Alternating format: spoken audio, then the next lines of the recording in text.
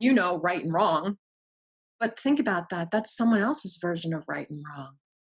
How do you know that it's really right or wrong? Because all of a sudden, feel what starts to happen in your gut.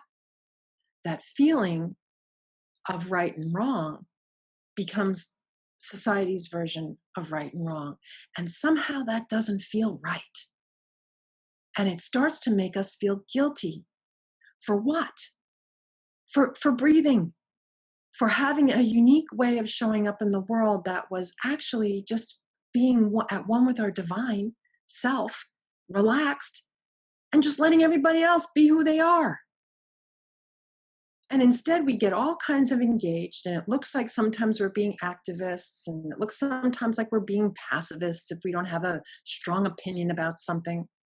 And instead, if we just recognized that if we're engaging in this world, and we have those two options, love and fear, that if everything we do makes us feel loved and loving, no matter what it looks like to anybody else, then we're in the state where we are not only miracle ready, we put ourselves in the space where miracles are going to come naturally.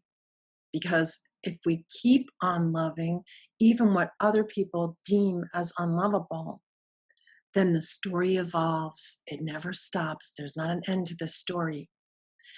And as soon as people grasp, when I'm working with people in counseling, or when I happen to watch things where people have an epiphany on their own, as soon as somebody gets that I'm the hero here, I'm not waiting for someone else to show up to fix this or change this or make me not be a victim anymore.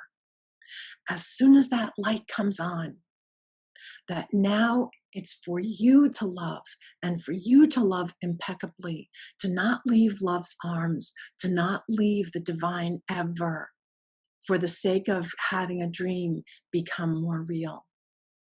That's really what the resurrection is. That's what it is to be able to be in this world and transcend anything that could feel like separation.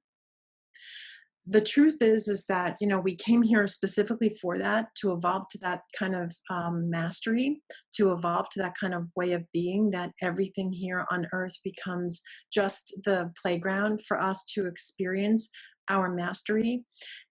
And when we deny that, when we say who me or what me, then we start to feel disconnected from the truth and the reality of that. And we start to feel guilty because we see that we didn't step up.